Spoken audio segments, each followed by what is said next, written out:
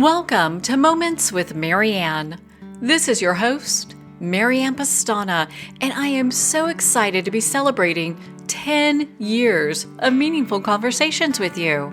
As we step into our new primetime hour, it's such an honor to share this exciting new chapter with you. So whether you're starting your day out, headed to work, or listening from wherever you are, this hour is designed to bring you thoughtful dialogue, fresh insight, and inspiring stories so you can make every moment count. So thank you for being here with me today, and let's dive in. We're here today with special guest Jacqueline Perez, who's here to share with us changing the menopause conversation. So why is women's hormone health finally becoming a national conversation? And what does every woman need to know? Well, today's guest is here to share with us just that. Jacqueline Perez is the founder and CEO of KuelLife and a leading voice in the movement to normalize aging for women over 50. Through her platform, she drives a national conversation about visibility, leadership, and reinvention, positioning midlife women as a powerful cultural and economic force. As a visionary entrepreneur and advocate for women's empowerment, Jacqueline has created a movement that challenges outdated narratives about aging. Her work focuses on creating visibility, fostering community, and celebrating the unique strengths and contributions of women in their prime years. Through KuelLife, she has built a platform that not only informs and inspires, but also creates meaningful connections among women navigating this transformative life stage. So welcome to the show, Jacqueline Perez. It is a pleasure to be here, Marianne. Thank you for hosting me. My goodness, what an honor it is to have you here and to talk about the work that you do. What are you hearing from women who can't access medication that they rely on, especially now? Oh my goodness, Marianne. It is really a shame right now. I'm not going to lie. Women are going through a difficult time right now. And the medication I believe you're referring to is the estrogen patch that we are currently seeing as a shortage in supply for women going through the perimenopause and menopause transition in life. And so, the reason we're having an issue with supply is that for over 20 years, the FDA basically had a black warning label on the box of estrogen. And I don't know if your audience knows what a black warning label is, but I equate it to having a skull and crossbones on the box. And I often tell people it's like going to the grocery store and grabbing a bottle of Drano off the shelf because you believe it might help. And that's kind of what it was like for those 20 years. The women who were utilizing estrogen were doing it against their doctor's recommendations and against the FDA because of the results that came out of this 2002 Women's Initiative study. Well, let's dive into that. What was that study all about? They looked at a population of women and they determined that their usage of estrogen was part of the reason that there was an increase in cancer and in heart disease. However, what ended up happening is they went back and reviewed the data and they realized that the bulk of the constituents that were in the trial were women already in their 60s and 70s. And so many of them probably already were coming in with some of these diseases and issues versus the ones that are in their 40s and 50s. And the women who took it who were younger fared better. And when they reinterpreted the data, what they determined is that estrogen actually is a key component to not only mitigating some of the symptoms that we all sort of identify with menopause. Marianne, I don't know what age category you're in, or if where you are in this process, but the reality is that half the population, half of the world will go through this very normal transition if she is lucky to live long enough. And when they understood that estrogen not only helps with, the hot flashes that women experience, but it is also a key component to maintain brain health, bone density, and muscle mass. It's a key driver in aging in a healthy, functional way. So, what does this patch shortage really reveal about the state of menopause and especially menopause care here in the US? Oh, my goodness gracious. I have oodles to say about that. Let's just start with there wasn't a menopause research category in the NIH until 2023. So are we to understand that women since, I don't know, the dawn of time have not experienced menopause until 2023? Or what? What's going on there? So that's the first thing. They didn't even have a menopause research category code. Then now you're looking at, let's just look at the overall FDA budget. It was $47 billion last year, I believe. How much of that is allocated to the study of menopause is a mere 56 million. We are not getting our fair share of the science, of the research, of the allocated resources that are being provided to our humans. Women, even though we are half of the world, we are not getting our fair share. And all we want is the science. We want medicine. We want to be understood. And I believe everyone wins because if the idea is that menopause only affects women and menopause is a niche category, that is false because we are looking at people in the C suite, people in government, senators, congresswomen, your mother, your teacher, your partner, your friend. Don't we need all of those individuals functioning at a really high level for society as a whole? Why would we not want to provide the appropriate medical care so women can thrive, thereby everyone thrives? So, let's dive into HRT. Why has the demand for hormone replacement therapy increased so dramatically? That's a great question, Marianne. And I want to make a subtle, nuanced difference. I believe the demand has always been there because we biologically have needed it. However, because of the FDA black box warning, medical providers were not going to use that in their tool chest to help women for obvious reasons. They believed that they were hurting their patients if they gave patients that medication. And women who had been on estrogen already got off of estrogen because of this FDA warning. And those women that got off of it 20 years ago, they basically have been white knuckling their way through menopause.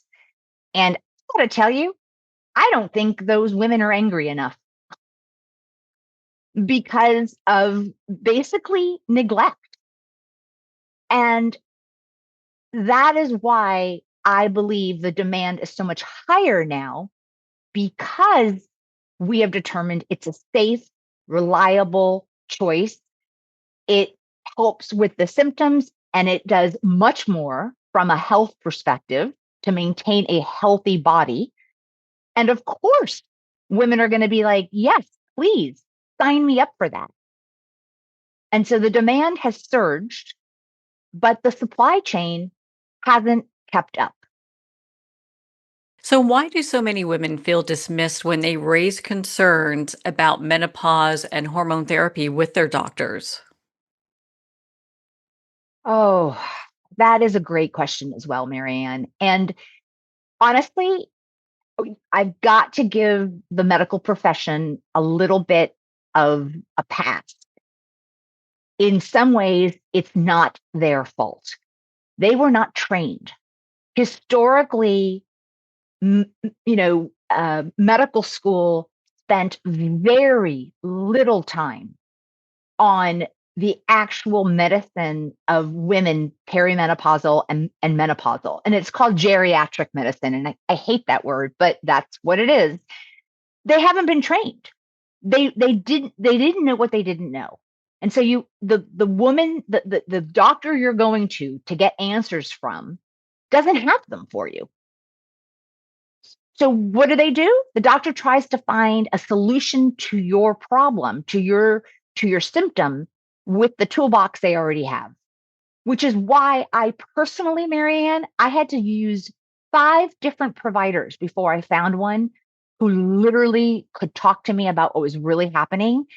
And I threw out more than one antidepressant script that was handed to me by a doctor because they didn't know what else to do with me. So they thought, oh, a little Wellbutrin, that won't hurt. I'm like, but I'm not depressed. This isn't what the problem is. And so there's a big misunderstanding and a lot of lack of knowledge and science. Once again, we don't have enough information. The doctors haven't had enough information in training. I mean, so based off your experience, I mean, having to see 5 different providers, I mean, it just blows my mind. So how can we as women advocate more effectively within the healthcare system? It's a lot easier now than it was 8 years ago when I started this path because the science is finally catching up. And not only is the science finally catching up, we have some really big named players in the world that are putting their money where their mouth is.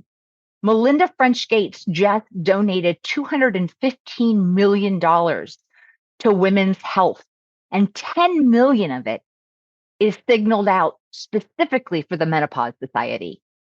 I hope, I really hope that women today are not going to face what I faced 8 years ago because of that. So what are some of the real life consequences when women lose access to estrogen patches? When women have been on the protocol and they are using it, and let me tell you, it takes a hot minute to get it, right? Because you have to find the provider who will do it. You've got to figure out the modality because yes, the estrogen patch is very popular, but there are other ways to receive estrogen. So you have to figure that out. And then the doctor has to play with the dose. So let's say you figure all that out and the night sweats stop, you're finally sleeping through the night, your cognitive ability has come back, you're not tripping over your words like word soup, and you go to your local pharmacy and that little magical patch is missing. It's not there. You can't stick it onto your body. Now what happens? Within days, the night sweats come back, the insomnia comes back, the word soup comes back. You're just not functioning anymore. And do we want that? Like, do we really want to take this? Is crazy, but there was a study done. You're just reminding me there was a study done in the UK a while back where women were literally leaving the workforce in their late 40s and early 50s because they misconstrued their symptoms for early onset dementia. How does that help our world? Losing that kind of intellectual property, that kind of experience. Those are the women that have, been in industry and in corporations and they're running the show and they're leaving, not because they're really sick, but because they weren't supported hormonally.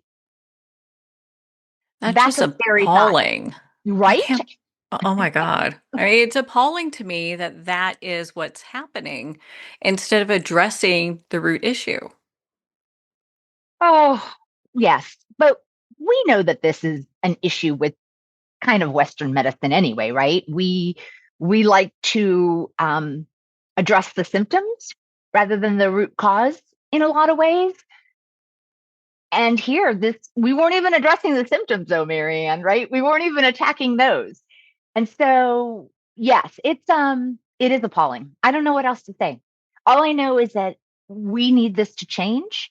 It is starting to change. We have those amazing high level known philanthropists and influencers at the top that can write those seven-figure checks. And then we have the bottom up, the grassroots efforts like KuelLife, which I built 9 years ago as a platform to address the fact that women were being underserved. Our demographic is the largest demographic currently alive, and it's criminally underserved. So let's talk about Cool Life. What was that moment that inspired you to create that? The moment I realized that I had struggled so hard to find a solution for myself. In my early 50s, menopause came at me like a tractor trailer. I gained 40 pounds. I weighed what I weighed the day I delivered my baby. I used to make a joke about it because I didn't know what else to do. So I would tell people that I was a Shar-Pei puppy, the puppies with all that back fat that you could pick them up, those rolls, because I didn't know what else to do. Like I did everything I knew how to do. I ate less, ate more protein, exercised more, drank less alcohol. None of it would go away. And while that was bad enough, I had trouble getting out of bed in the morning. I was riddled with anxiety. I'm a three-quarters full person for the most part. And it hit me. I'm like, oh my gosh, I'm 52. I think I was 52. Like, I'm going to live the next 30 to 35 years like this? Like, that's not happening. And it took me a long time to figure it out. And once I did, I thought to myself, well, how in the devil are the rest of my sisters going to figure this out? Not everyone has the time, tenacity, wherewithal, resources, patience, whatever it was. And so it was the realization that my pain and discomfort and frustration could not be in isolation, that I knew that other women were experiencing it. And you know what? I wanted to share. I wanted to share what I found out. And the more I dug into it, Marianne, here's the deal. The physiological changes are obvious and everyone goes through them. But then there's a myriad of other circumstances that happen, opportunities and challenges that come up. Let's just say you had kids. Well, you might be taking them away, right? They might be going off to college or getting their first job. And so you're transitioning into not being a full time parent. You've had a long term marriage and you are now deciding, hey, I don't want to be in this relationship anymore. The incidence of divorce, the gray divorce, is initiated primarily by women over 50. So, what do you do after you get divorced? What do you wear that's in your closet that you still feel comfortable wearing? I could go on and on and on. I don't know all the answers to these questions. I was, along with everyone else, also curious and figuring things out. I went out into the world and I found the women who are already hacking these opportunities and challenges for women.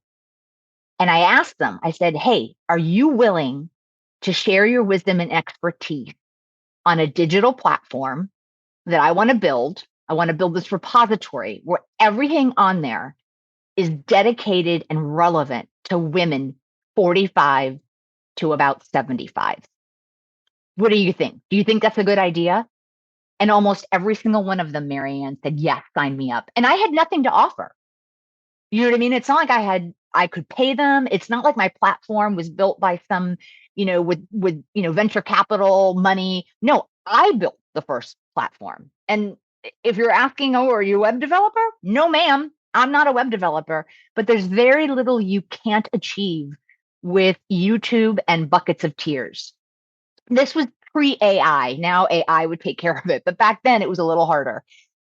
And we have built this platform, this editorial container, and it houses at any given time over 65 thought leaders from around the world that speak in those lanes that are specific to us. Well, what an impressive community you've built. What have you learned from the women at your KuelLife community? I have had, I learned more from them than they learned from me for sure.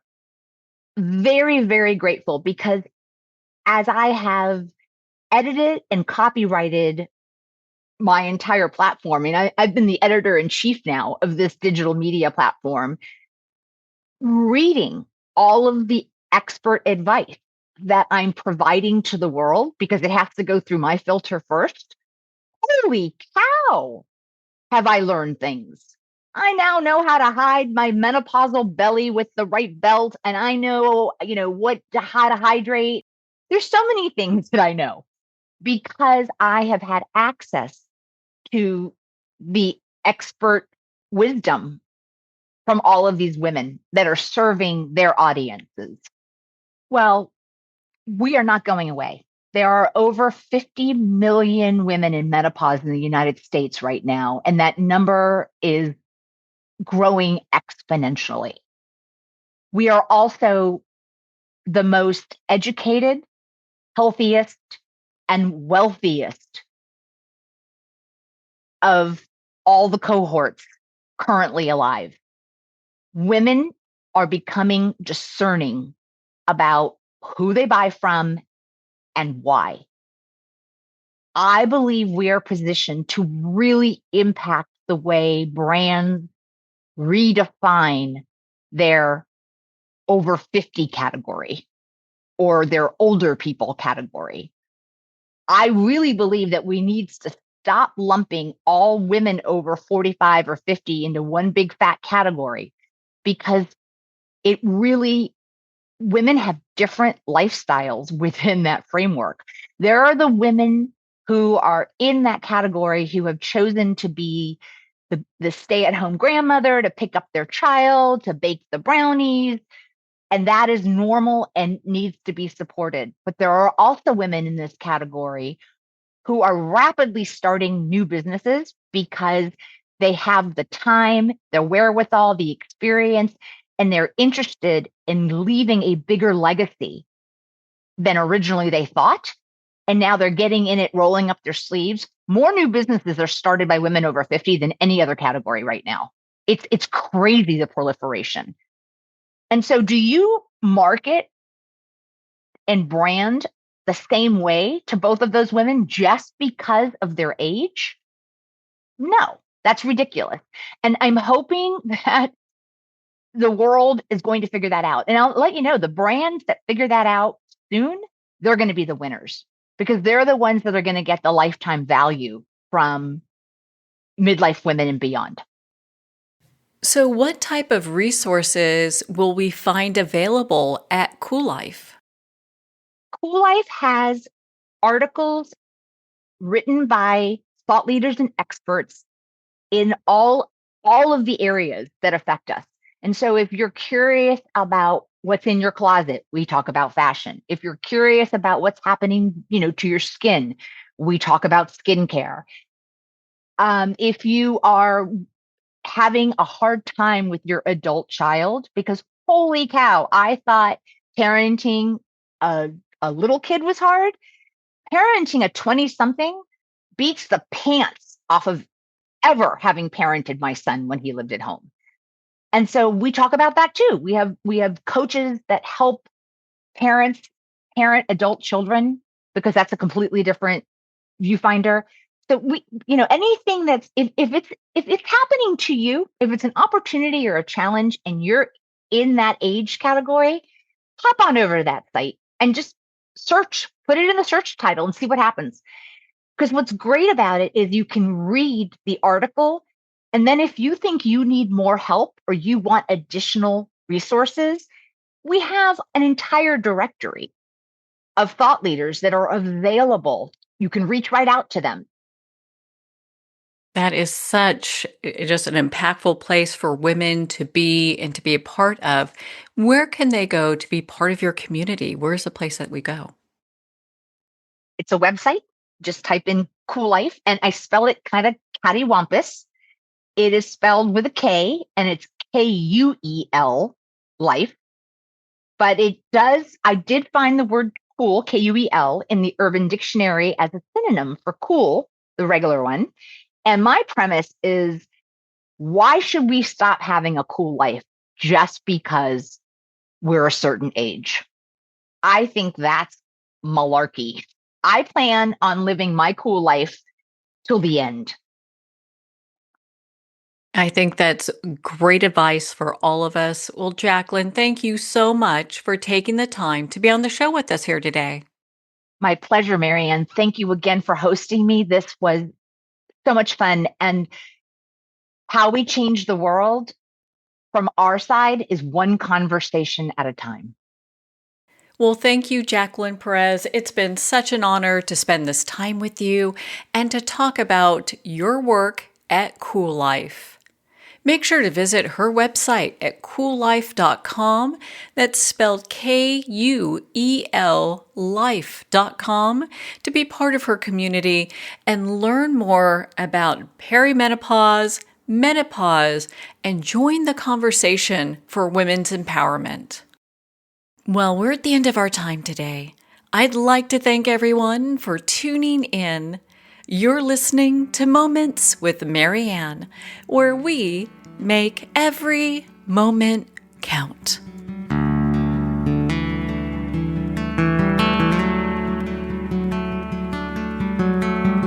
In a single moment, your life can change. Moments with Marianne is a transformative hour that covers an endless array of topics with the best of the best. Her guests are leaders in their fields, ranging from inspirational authors, top industry leaders, and business and spiritual entrepreneurs. Each guest is gifted and a true visionary, a recognized leader in her own work, and while teaching others to develop, refocus, and grow, Marianne will bring the best guest and sometimes a special surprise. Don't miss this. You never know just which moment will change your life forever. Make sure to tune in and visit momentswithmarianne.com for more information.